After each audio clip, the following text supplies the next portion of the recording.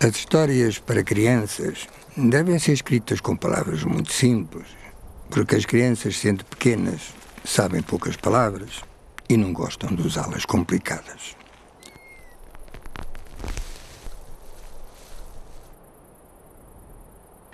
Quem me dera saber escrever essas histórias, mas nunca fui capaz de aprender e tenho pena.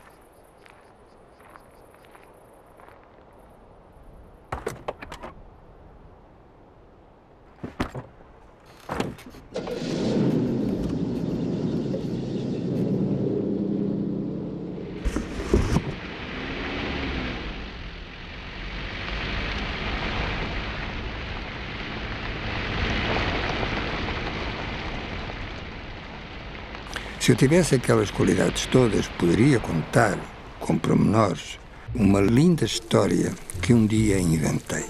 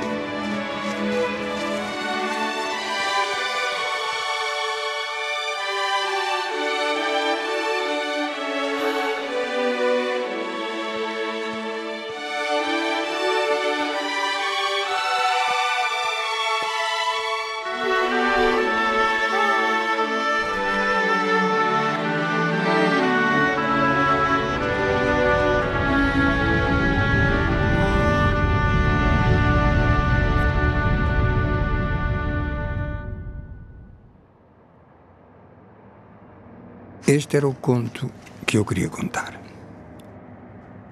Tenho muita pena de não saber escrever histórias para crianças. Mas ao menos ficaram sabendo como a história seria. E poderão contá-la de outra maneira, com palavras mais simples do que as minhas. E talvez mais tarde venham a saber escrever histórias para as crianças. Quem sabe se um dia virei a ler outra vez esta história, escrita por ti que me lês, mas muito mais bonita.